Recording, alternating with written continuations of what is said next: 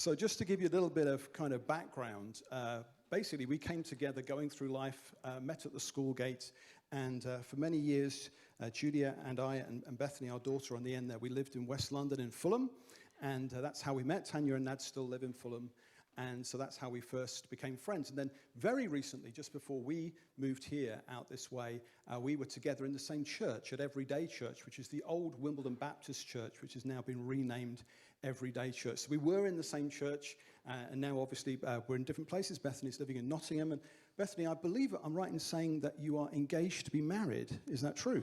Yes. And is it also true that your fiance is here this morning? Yes. Tees, this is your moment. Stand up, my friend.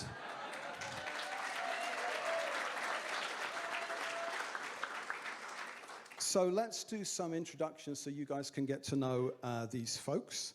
And we do have some slides as well that will help us tell the story. Cool. So, Tanya, first of all, tell us something about your family. Right. So, I'm married to Nadine, and we have two children, Natasha and Alex. Natasha was 2.5 years older than Alex. She was growing up very sensible, very funny, a joy. And her little brother was, how would I explain Alex? Tashi mummied him very, very well. No Alex, no Alex, no Alex. They had a wonderful relationship, but we were just a very happy, normal family.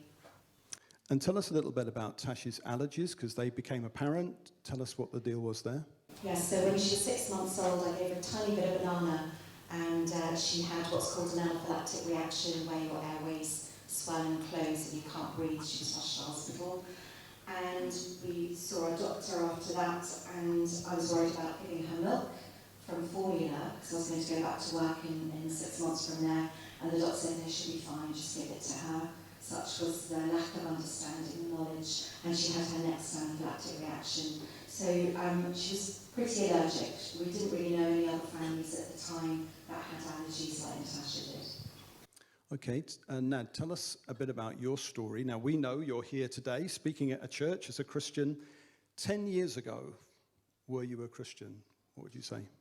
No, 10 years ago, certainly not. As well, look how young I was 10 years ago. I was still so young and playing the toys. 10 years ago, I was not a Christian at all. In fact, actually, say anything to do with the word Christian really didn't interest me, and then even more so if you mention God, and certainly Jesus was way off the scale. I was very much a business person, running this company, in fact, a number of companies before, and believed completely in my own strength and my ability to do whatever it needed to happen to build my own empire as well. And the faith had no part in my life whatsoever. Okay, so Bethany, tell us how you came to know Tashi. That was at school? Yeah, so I first met Tashi when she joined my primary school in year 4. She was a very smiley little girl, and we became good friends. We went through secondary school together, and we just got closer and closer every year. Went through all the classic secondary school things, going through friendship groups, and we just got closer and closer. We spent literally every day together. We even had a dictionary where we had our own language that only we could understand. So we were as close as friends can get, yeah. And you invited Tashi along to our church youth group on a Friday, so she started coming along with you? Yeah, so she started coming along on Friday youth just because it was fun and it was something else that we could do together. And we just enjoyed spending time at youth group together. And then I suppose over the years, it became more than just having fun on a Friday, and it became an interest in actually getting to know Jesus. And yeah, so over years of her coming to Friday night youth, she started coming on a Sunday because she became so interested in knowing more about God. And then in about, I think, June maybe of 2016, she decided that she wanted to get baptized, which was amazing. Yeah, so she wanted to get baptized as soon as she could. And this was a relationship that I kind of overheard as driving back from youth on a Friday night, as each week Tashi's questions to Bethany that I'm kind of listening in on would get more and more kind of serious questions. Like, I'm actually seriously interested in this. What would you say to this? And she came along to New Day, didn't she? Tell us about that. Yeah, she came along to New Day. She absolutely loved New Day. I think that was amazing for both of us to just get to know more and more Christians that were our age. And yeah, it was amazing. She was just so excited to learn more about God. I remember her opening the Bible to Genesis chapter 1 and being like, I'm doing this, let's start. And I probably should have said, don't start there, but I didn't know much better either. So yeah, it was amazing. So this was a big deal, Tashi coming to faith in Jesus. And Tanya, I think you said to me that you started to see a change in Natasha, and you started coming along on Sunday mornings to church. Yeah, it's really weird how God works. Multiple fingers in our family. So I was seeking God around the time of all of this is happening to Natasha, but unbeknownst to me, I'd been going to an Anglican church, and I was really seeking the Lord, and I just wasn't finding him in the places I was going. And Natasha, you know, the year that we lost her, she started going to church in that January every Sunday morning, and it's a good half an hour on the tube. It's in London, you know, it's a bit of a journey. And she's getting up at 8:30 in the morning to go to church, and I said, why are you going to church? Mum, it's amazing. I said, can I come? And she said, yes, absolutely, come along. And when I went along, so my daughter brought me to this church, and when I went in, I just knew as I walked through the door, this is different, and this is where I need to be. So now tell us how you're feeling at this point. You've obviously met Julia and I, and we've kind of made it apparent we are committed Christians. Your daughter's become a Christian. Your wife started going to church. I mean, what did you think? What did you think of the whole Christian thing? Was it kind of, Adrian, I remember coming over for a party at your house once. We had a chat. Were you thinking, Adrian, well, this is nice for you, this Christian thing, but it's not for me? Is that what you were thinking? Yeah, that's pretty accurate, really, because my entire energies of my being and everything were very invested in work, and etc. And I gave very little time to anything else, very little time. And I had a journey in my work life such that I was always in charge of lots of people, etc., and running things, and I thought I was absolutely fine on my own. And all of this sort of, if I could say, Jesus stuff, and I'm quoting myself back then, don't take it as it's now, it's just not for me. I mean, really, that's okay for some other people. Thank you, Adrian, but not today. Okay, so I know that you and Bethany and Tashi, you went to the Heathrow Airport to travel to Nice. Tell us, Nad, what was the occasion, or what was the idea behind the trip? Yes, so in 2016, July, there you go, that's a picture on the aeroplane. That is the last photo, I think, of Natasha when she was alive. That my parents had a small little holiday flat in Nice, south of France, and we would go there as a family regularly. However, this time, in July, decided that I would take Natasha and Bethany, best friend, just the three of us, to a little few days in France, while Tanyas stayed at home in London with our son, and he would have a friend come round. So we went to Heathrow Airport. Tanya dropped us, the four of us, really the car dropped us off. And it was early morning, so Natasha and the children were all hungry. It's about 7:30 in the morning. And I remember Natasha had allergies, so hold that in your mind. We went to a pret-a-manger, which is in Terminal 5, which I've been to hundreds of times, travelling for business and for work. We looked at a sandwich, picked one up, Natasha picked one up. I think she showed it to you, Bethany, that's right. Yeah, she showed it to me. It's a packaged sandwich with the ingredients on it. And Natasha said, oh, this is fine for me, Daddy. And I looked at it, yeah, it was all fine, the ingredients were okay. We bought it. Both the children ate something. Natasha gobbled that sandwich down quickly before we boarded the plane. We boarded the plane, and there you are. You can see that photo of us in the plane. And she, about an hour in, took a turn very much for the worse and started to have a full allergic reaction, just like Tanya had mentioned before. Bethany, tell us what you remember of that. When was the first time you became aware that something's not quite right here? It was probably, we started off the flight fine, and then at some point towards the start of the flight, she started to feel like a bit of a rash developing on her stomach, and she showed it to me. She said it was itchy, but it wasn't, and she had some Piriton, which usually should help if she's having an allergic reaction. But quite quickly that developed. It started to go up her back, up her neck, and then she started finding it quite uncomfortable to breathe, and it became quite difficult for her. As that progressed, we decided it was time for her to have an EpiPen. She always carries 2 EpiPens with her and her Piriton. So Nad took her to the front of the plane in the toilet, and they administered the first EpiPen there. So this is an injection of adrenaline in a syringe, or what's the deal? Just a quick thing. Could I just ask the audience something? Could you put your hand up, and all of you, if you yourself or someone in your family or friend has a food allergy? Okay, that's about 30%, say 30%. Okay, so this is what we're referencing. Okay, what we're talking about, food allergies here. If you have food allergies, you have EpiPens, which are adrenaline injector pens, like a stick you would jab into your thigh, basically, and it discharges a certain amount of adrenaline that's going to reverse the reaction. As Bethany said, we rushed, myself and Natasha brushed the toilet in the front of the plane.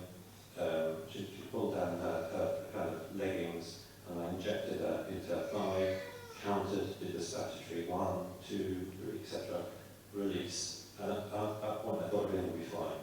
I thought everything would go back to how it should be, because this is what we trust and we believe in, and we let you believe this is the device that will save your life. It didn't seem to have any effect at all. Natasha started flopping down, said, "Daddy, I can't breathe, get the second one, get the second injection." I ran back to the seat where Bethany was in the middle of the plane, grabbed Natasha's handbag, little bag, came back with the second pen, thinking, "Thank God." I say, "Thank God." I don't mean it in quite in that way that I would say that now, but gosh, it's good as the second one. And I injected her with the second one. It had, again, made no difference at all. And she started to lose consciousness there and then. And her last words to me was, "Father, where? Daddy, I can't breathe, help me." That's the last words to me. Can I just come to you, Tanya, because I know that you received some phone calls from the plane, is that right? Tell us how you first became aware, because you're back in London and your family have gone off to the airport. Tell us the story from your point of view. So it felt like no time at all since I'd got back, and Dad called me, just as the plane landed. He called me and said, "Look, you've just got to get here as fast as you can, Natasha's not well." And it didn't register. I said, "What do you mean she's not well? She's fine." He said, "No, she's ill." And I said, "Well, surely I don't have to go to Nice because she's got a cold or flu." It just didn't register. He said, "No, she's really ill. I don't know what it is, but it's like a really bad reaction. Get here now." I can't speak. And that was it. And there was complete panic. Getting Alex to his grandma's, my mum, finding a flight. It was the first under the summer holidays, and everything was booked up. Miraculously, I found a flight from Stansted Airport and managed to get on that. That was supposed to leave at 6 o'clock that afternoon. Okay, so now on the plane, I know, or in fact most of us know, that something happened to you. You saw something that actually was the beginning of the change in your life. And I actually I typed in your name into Google last night, and one of the headlines was, "Atheist father of tragic Natasha saw angels." Tell us the story. Yes, it's remarkable to even just to think about it, but it's quite true. It's what happened to me. There I am. We landed, the plane had landed. The pilot was weeping in front of me in his cockpit cabin. I was standing there, the paramedics were there. Natasha was on the floor on her back, unconscious in multiple cardiac arrests, rigged up to a defibrillator, not with a heart monitor. I was just constantly talking to her all the time, quite loudly, in a loud voice, so she, I hope, hear me through her unconsciousness and say, "Come on, baby, you can do it. You won all those school races with your asthma, you've done it, you can do this again, you're going to pull through." And suddenly it all went black. Everything. All these people that were all right in front of me just disappeared as a yellow light just filled all my vision, except for Natasha, who's still and 5 angels just appeared in front of him, made of the same light, a yellow light. So it's all a yellow monochrome, in effect, made from one single colour. 5, essentially people with wings, 1, 2, 3, 4, 5, from feet to the head, moving around, hovering above it. I was so taken aback. I mean, I've never seen anything like this, and I'm someone who doesn't really drink very much, and I certainly don't do drugs, none whatsoever in my life, and I don't smoke anything like that, etc. And I'm quite clear, very, very focused person. All appeared, so shocked, but I was like that, and I remember whooshing them away, saying it's not her time, as an automatic response. Almost like things I've seen in films from Hollywood. It's not her time. Whoosh, they all disappear, all back, and suddenly it's like seeing you all again, all of you there. Natasha, the pilot's weeping, the air stewardess is crying, and the paramedics, 3, 4 of them are there, doing nothing. Everyone with their head down. And she had flatlined. She'd gone. And when you got off the plane, you obviously had to process what you'd seen. So, for example, there'll be quite a lot of people in the room here who actually do believe that angels are real and that people can see angels. But what would you say to someone who's a skeptic who'd say, well, Nadim, you were traumatized, you're watching your daughter die, you thought you saw something. What would you say to a skeptic? Well, as a skeptic, I can't put a gun to your head and say, believe me, like a robber says, give me the money and you will act. I can't do that. But let me tell you my truth and what happened. And I'd say that if my friends who've known the people up to that point, I was very, very businesslike, very, stood on the stage with David Cameron, Prime Minister, all sorts of things in the world, very, what's called clear, basically, and not somebody who's ever had anything, visions or sort of dreams or anything like that. And I would say, what happened, I can tell you in such detail that I could literally paint you a picture or write a book about it in such detail. And I know that I'm not skeptical about that in any way, and I know what happened. I know exactly what happened, and I don't doubt myself for a second. And in fact, I would even say post that event, other things have happened. So I would call it God has come, basically. So you thought, after seeing these angels, I've witnessed something supernatural. Did you at that time connect it to Natasha's faith in Christ, the fact that she'd become a Christian, or did all that happen much later? So in that moment, the shock of everything, I mean, this is a very brutal thing, tragic and brutal for all of you who are parents. The worst thing for any of you would be to lose your child, or one of your children. And I certainly would say, being a forceful character myself, as I was, because I would have killed myself 1,000 times rather than let my child die. So I say that, say that again, sorry. I was just asking, when was it, Nad, after you'd seen the angels, that you began to connect it to the whole idea that Tashi had become a Christian, maybe she was going to heaven, maybe this whole Christianity, Jesus thing, yes. is more than just a thing? Well, it wasn't, I could say, as you mentioned, in that moment. Absolutely not. It wasn't quite like a road to Damascus, sort of being knocked off my pillow and then blinded at that moment.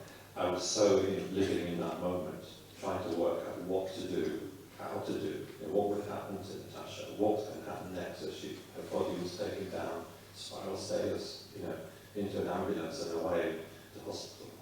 All these, mind was rushing in total shock. I did not make that connection at that point. It happened a bit later. So let's pick up the story then, Tanya. You're at Stansted, you're waiting for your flight, or Bethany, you're on the plane. From you two guys, tell us, obviously this has all gone terribly wrong. How were you feeling at this point? What was going on?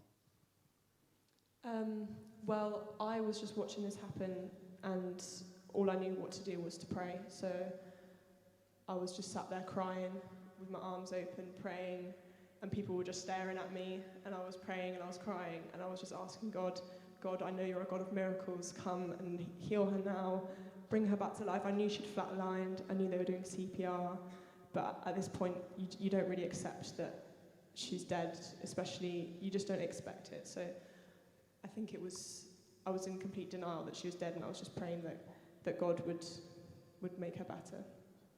So Tanya, the first that you heard, did you hear that she was dead, or did you hear that she was close to death, or what was the information you got? It sort of came, I don't actually remember it very clearly actually, it's a little bit muddled, but I do remember Julia, your wife, Julia calling. Julia had spoken to Bethany after the plane had landed, and she said the whole church, because it was Sunday morning, it was our church, and Tashi's church, everybody was praying, would be praying. And I got to Stansted Airport, and the plane was supposed to be leaving at 6, but it got delayed by 6 hours. And so I was in the gate, and I just remember there were children everywhere, families going on holiday, and I had a call from that, and saying I've got to say goodbye now. They were in hospital, and they hooked her up to some machines, and because they'd injected her with various chemicals, her heart was just a murmur, and that was going to be literally would have come out of her system very soon. At that point, it was about 7 o'clock in the evening, and put the phone by her ear and said, say goodbye, but you've got to be quick because I need to call her brother and grandparents so they get a chance to say goodbye as well. And I did that, and I just kind of collapsed against a wall, really, just shocked. And this is all at Stansted in the departure lounge? Yeah, and I just spent a bit of time just being conscious. I don't want to scare people, because what I wanted to do was scream, but of course it's just weird what comes on you, and yeah, I wasn't able to do that, but that was okay. I just needed to get to Nice as soon as possible. Wow. So this is a desperate situation for you guys, and I know when you, even what was going on in Nice was desperate. Tell us something about that, because I think this is a bit of the story that we don't often hear in terms of the terrorist attack. So a few days before we flew out, there had been a big terrorist attack in Nice, and nearly 100 people killed in one go on the promenade when a van and a lorry drove through all the people to try and kill them, and killed a lot of people. But it was big on the news several days before we flew out. And we remember we talked about, should we still go? Well, actually, the police presence was enormous in Nice. It was off the scale, so that such a thing was unlikely to happen again. Caught the person, etc. But the result of that, of course, is that all the mortuaries, the morgues, were full. You know, 100 people don't just get killed in a matter of minutes, and they were really full. And what happened was, myself and Bethany, we went to the hospital where Natasha was being taken, and this is how it connects perhaps a little bit to what Tanya was saying, just for you to, so you can connect the story. Natasha remained unconscious, but hooked up to various machines, like small machines, etc. And we had really no idea what was going on. We were sitting there in waiting room in silence, and then I remember being called, and saying, the doctor saying to me in French, I speak French, that it's over, basically. So I remember just such a shock when someone tells you that. It's really tough, but we went to show her to her room, and they were going to unplug her life support.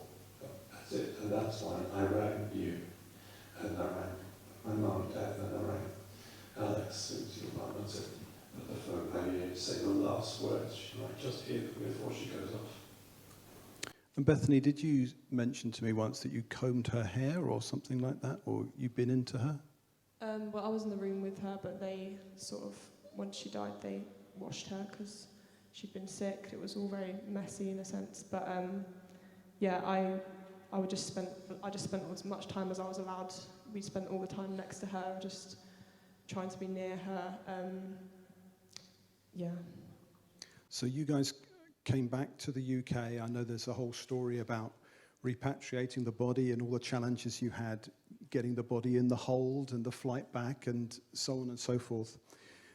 But that following Sunday, when I arrived at church. You were there, Nad. That was the first time you'd ever been to our church on a Sunday morning. And I was hosting the service, just like I was hosting the service this morning.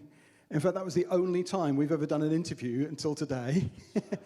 And you came up as someone who, at that time, probably wasn't professing faith in Christ, but you took the microphone and you actually told the congregation about the angels. Do you remember that? That's right. It was the first time I stepped in a church, really, other than the odd funeral in a Catholic church in France. But other than that, this was like this first time, and I spoke of what had happened and had seen, and felt compelled to say, or give it from above now, I would say, to speak of it and share what happened with the congregation, like you who knew our daughter personally and seen her. Mm. So we're going to tell the story of what happened at the coroner's inquest. That was actually 2 years after Tashi died. But in those 2 years, Nad, you were growing in faith in Christ. You were a first-time visitor on a Sunday morning, but you came every single Sunday, and your faith grew. Tell us how and when you became a Christian. Well, it's an unlikely story, and probably wouldn't have happened unless our daughter Natasha, died.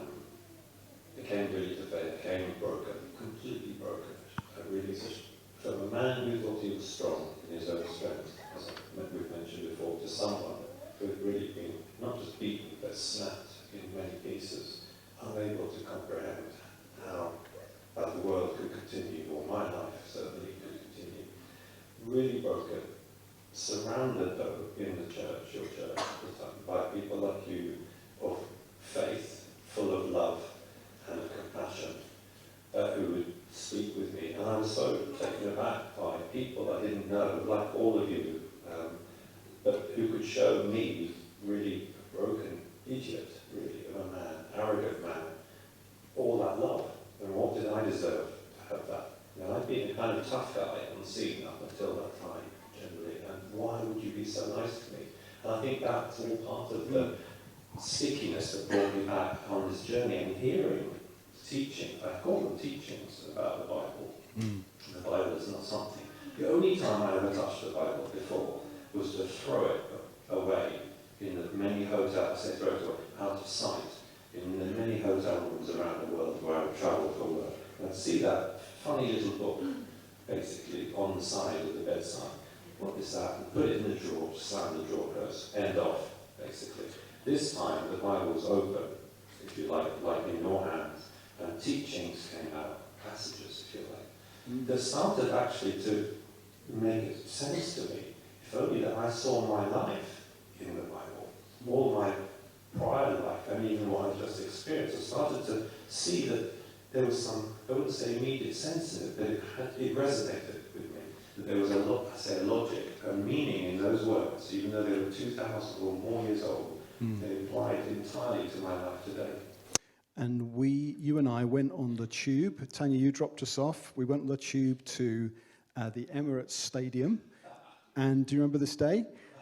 And it wasn't to watch a football match, I hasten to add, but it was actually, there was a Christian evangelist who's a very good friend of Julia and myself called J. John, a Greek Cypriot Christian evangelist who'd hired the Emirates Stadium. That's the sort of thing that J. John can do.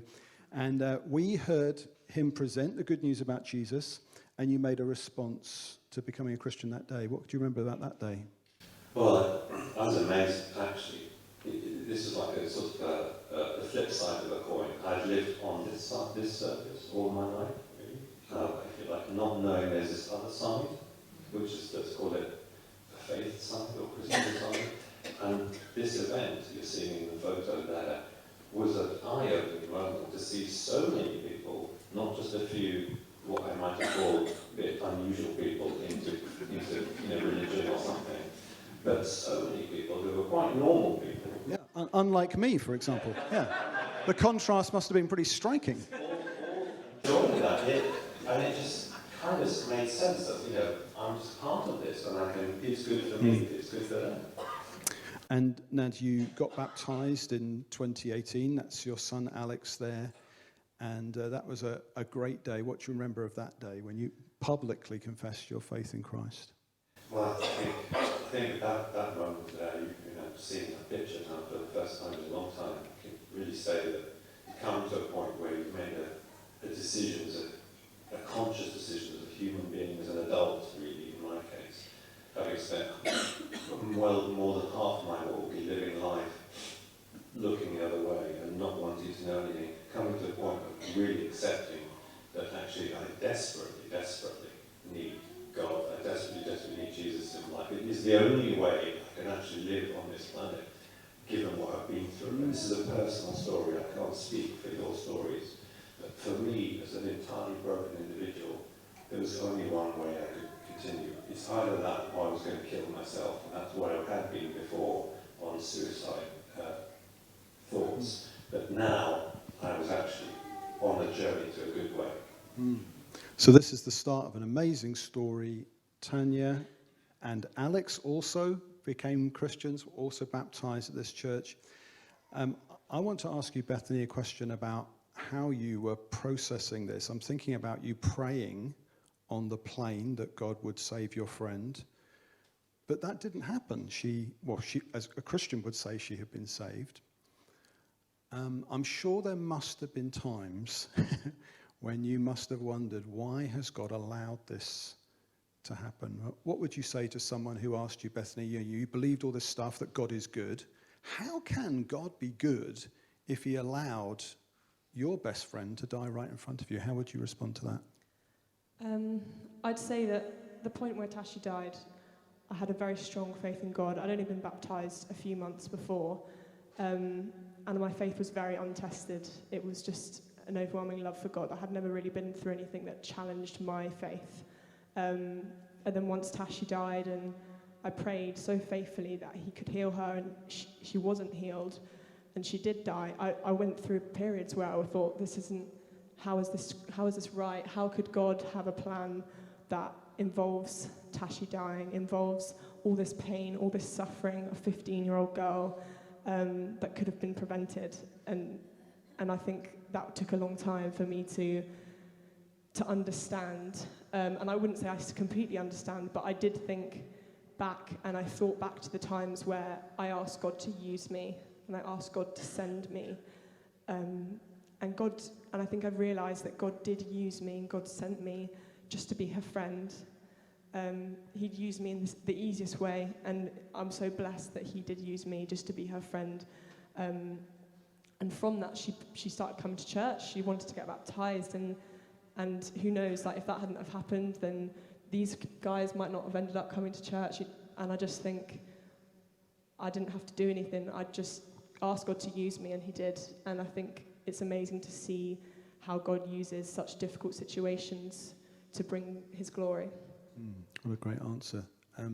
So let's go to that time in September 2018 where you guys suddenly became the focus for a whole week of the nation's news cruise. Tanya, what can you tell us about that week when you were at the coroner's court in West London? This is at the end of the week.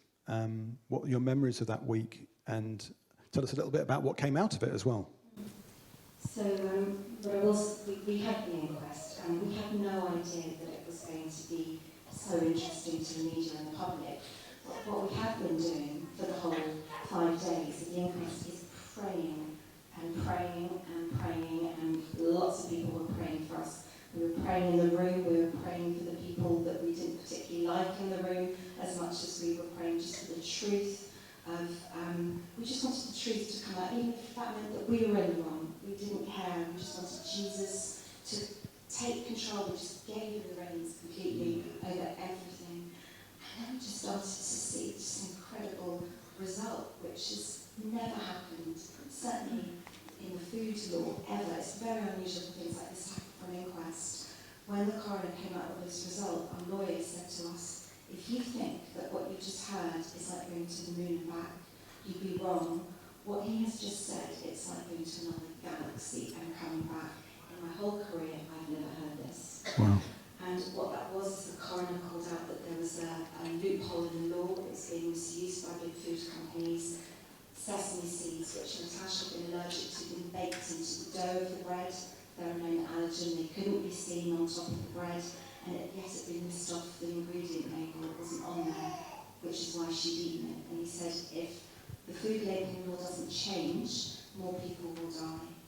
And we started campaigning, didn't we, for a change in the law, and it happened so quickly that the media journalist was saying, law changes just don't happen this fast. What is happening?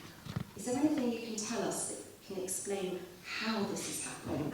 And all we wanted to say was actually, it's Jesus. But of course, you can't say that on the 9 o'clock news. We did actually say it now and again. I mean, when we felt, in front of the senior government ministers at meetings, we say, well, what would Jesus ask us to do right now? If Jesus is the authority about all things, what is the right thing to happen now? What would he say to you, minister, that you should do? Just tell us, Nad, about the loophole. On national TV, I remember you standing there. In fact, this is what you were saying when you were reading from your notes. You were saying that if Pret-a-Manger were following the law, then the law was playing Russian roulette with my daughter's life. Do you remember saying that? And can you explain what the law was? Because basically, Pret had found an absolutely enormous loophole. That a law that had been designed for a small artisan bakery was being used by a massive multinational company. And that's the loophole you closed. So tell us about that. Yeah, so basically, if you think about food that you will eat and you go to a supermarket and you can pick up, you see there's ingredients on everything pretty much.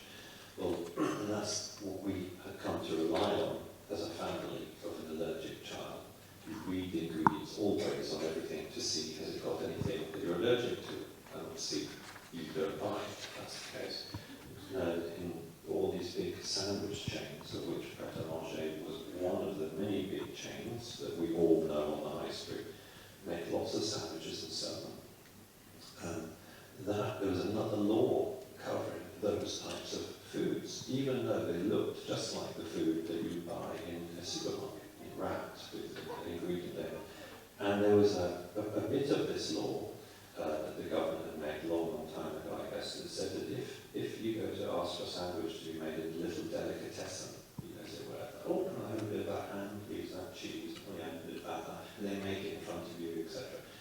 You can actually ask the person making it, oh, Adrian, sorry, can you tell me what's in that food? And then you can discover questions about the ingredients that way, and then make a decision, no, I won't have that, it's not safe. However, it turns out that these big companies were adopting that sort of law, what applied to the little artisan bakery, into their big mass chains across the UK. And therefore, unbeknown to us, and indeed all of us at that time, the entire UK population, the law was different.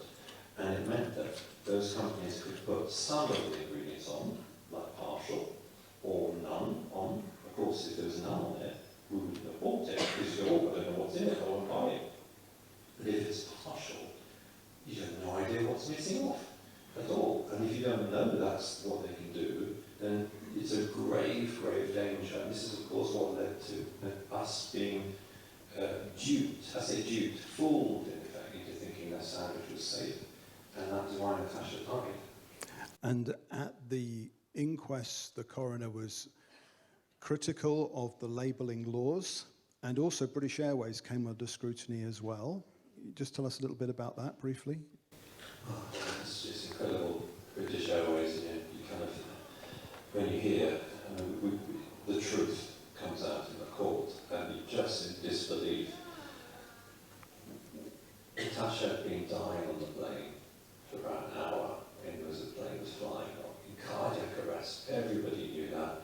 The British Airways cabin crew knew that, and they were trying to do help or whatever they were trying to do. With me and a junior doctor, a young 26-year-old doctor who just graduated from uni, basically the day before. We were doing CPR, everything. We were never offered a defibrillator, because you all know what a defibrillator is, basically a portable. It's never offered that. We had no idea that all aeroplanes have, by law, a defibrillator on board that's in one of the overhead thingies in the middle of the plane. And it transpires that in the court, in the coroner's court, when the coroner said to British Airways, what about the defibrillator? Did you not offer that? And they went, oh, well, we were starting to land, a procedure to land, and it's really important that the cabin crew stand by the doors. You know how they go towards the doors and they buckle up? You all know that from all your flights. That's standard procedure.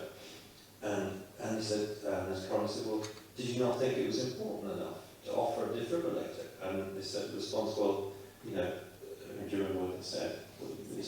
No, we were manning the doors in case of an emergency. That's it. And I remember, yeah, it's astonishing to hear that. They're watching a girl in front of their feet as they're strapped in by the door, and there's Natasha dying in front of them. And they don't even offer that. That was one of many things. Yeah, I remember reading the report, and it actually said that at that point you and Alex put your head in your hands when those words were spoken. So this is a tragic story, but we're going to hear in the last few minutes here how actually some real good things have, amazingly enough, come out of this. And you guys have been campaigning ever since. We can see some photographs of you campaigning to get the laws in this country changed. And you have succeeded. So this is something amazing.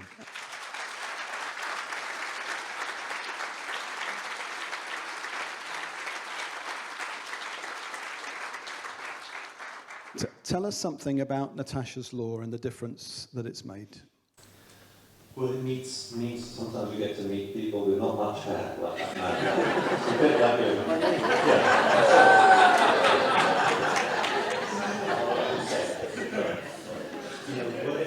the upside is we campaigned, Tanya and I, hard after the inquest, Natasha's inquest, to try and change the law in the UK so that such a thing could never happen again.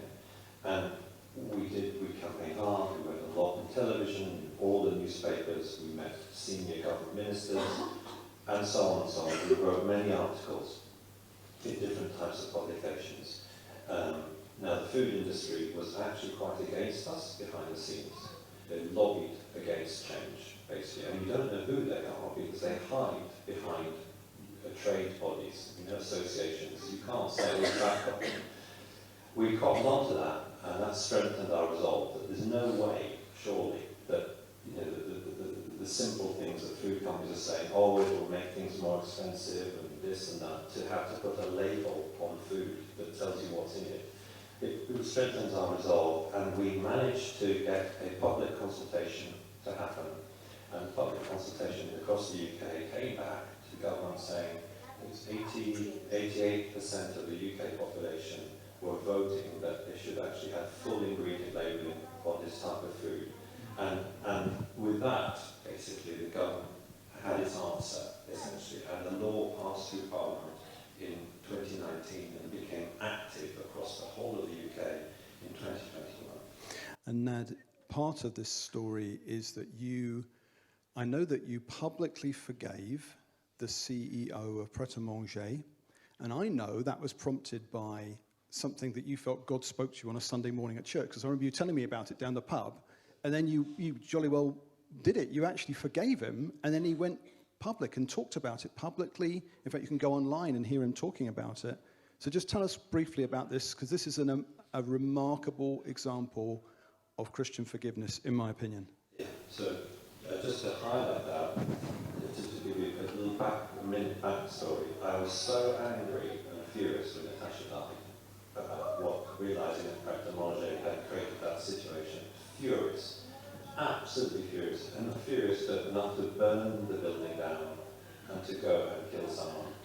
Can I just also add, what fuel to that was in the inquest. We found out that the 2 years prior to Natasha's death, people had been contacting customer services of Pret to say that they were being hospitalised by that very bread. People that had allergies, and there were 19 instances of hospitalisations. And because there wasn't awareness of allergies and understanding, it just didn't go further than the call centre, so nothing was ever acted on. And I think when you heard that information... When I heard that in the inquest, you can imagine my type of person, full-bodied, red male, etc., out for action with the sword in a drastic and terrible way, murderous way. Hold that thought. Then I'm in now in the church, being washed gently with Adrian's and other pastors' teachings, essentially, and beginning to sort of make sense, this sort of unknown world to me, old stories from the Bible, talking about sheep, things like that, which I have no idea about. I'm not a farmer. But all actually making quite a lot of sense to me, bit by bit. And I remember one day being in church on a Sunday like this, and my mind just, wandering, and having this vision like this about something happening where I'm in a room with the CEO of Pret-a-Manger and indeed some other big cheeses in the business world. And at the end of this meeting, before we get up, I actually got up to him, and his name was, It was Clive, wasn't it? it was Clive. Clive, yeah. Sorry, Yeah. I gave a few of them, but Clive, this tall man, very, very English, from Eton, very, very posh sort of schooling, etc., going up to him and putting my hand on his arm, on his hand, on his shoulder, and looking at him, and in his eyes saying, I want you to know that I forgive you. I forgive you for everything that's happened. Like that. And I said, I'm doing this because I know you are also a father of 2 daughters. And the only way you can be a good father to your children so they grow up properly and well is if you have that forgiveness from me, that you must not suffer for what you have done or what been party to. And his eyes just welled up, basically. And his head had his head down. And I said, I forgive you, like that. And I let him know that. And in front of all the witnesses, all the people in the room. This is what actually happened because I had that vision 3 days before on the Sunday at church. 3 days later, Wednesday, we have this meeting, as it happens, and I actually did exactly what I saw in my vision of church. I should say what happened before that. Go on, Tanya. Yeah, go on. So that was on a Sunday, and I think the meeting was like a Wednesday. And we were going to the law courts. We were having a meeting with, first time since the inquest, with Tashi, the Pret-a-Manger CEO, and then also the new holding company. They've been sold to another company, and the top people were going to be there as well. We were very nervous, didn't really want to go at all, and we were a bit lost, weren't we, walking through the law courts, trying to find where we had to go.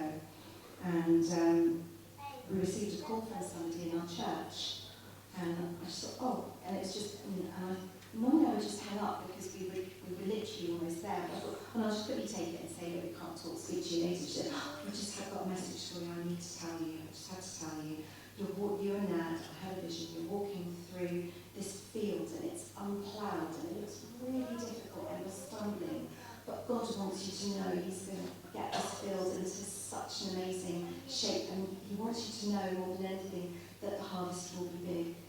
And we said, okay, thanks, all right, but speak to you later. And that was it, we didn't really think of it at all. And then when we were in the meeting, this huge oval table, and there's us Holloway's at the other end, so our lawyers were at the other end. And I think 4 people, 1 from Pret and 3, the holding company. And the man that was next to me, but quite a distance away, halfway through the meeting, he leant over to me. He wanted to whisper something to me.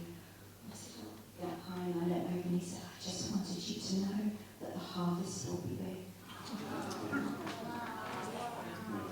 Can I share something? If you, that else as well, I think. Your hands up if you'd like to hear something more.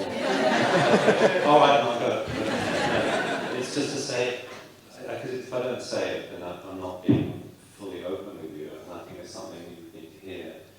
Also, at that same Sunday, in the same service at Everyday Church in London, I had that vision, as I said, of what would happen 3 days later, forgiving the CEO, giving forgiveness. But also there was another vision which was that we were in the same meeting, and that they were around a big oval table, and one man that I'd never met before just started crying, weeping uncontrollably, like that. And then I got up in my division, I went round this table to like over there, and I just put my hand on it, and I held him like this. His head, I'm standing, he's sitting, so his head right here on me, he started weeping into my chest and hold it, and I prayed Jesus over him aloud, that Jesus come and heal this man's heart. And that was this other vision I had. I say vision, it's sort of like a piece of theatre that happens in your heart, etc., if you like. And at the meeting, so where I also did the forgiveness at the end of the meeting, but in the meeting, halfway through, one man started to cry. And as he recounted how his wife had died 36 years before from cancer, he started to weep and cry uncontrollably as one of the richest men in the world, this is by the way, in front of all the other directors of the company. Basically just in shock like that, and oh my gosh, big cheese. I got out of my chair, thought about it, went round, I held this man. He was crying and sobbing and red and weeping to my chair, and I prayed out, Jesus, come heal this man. Over him, spoken aloud, as witnesses were all the lawyers, everyone in the room, and he eventually stopped, regathered his composure, and I just went back and sat down, and the meeting continued. It's amazing. Well, we are going to have the opportunity to...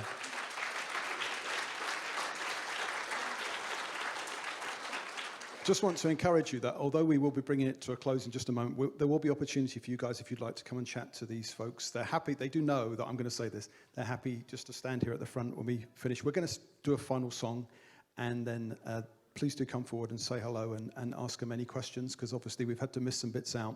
I want to finish by asking you, Tanya, and you, Nad, the question I asked Bethany earlier. I think that somebody hearing all this for the first time might be sympathetic, obviously, to your story, but might still be left with this question. Hang on a minute, you're saying God is good, and you're also saying that God is powerful. So why would God allow Tashi to die? What would you say, Tanya? Let me come to you first and answer to that one. How can a good God allow so much suffering?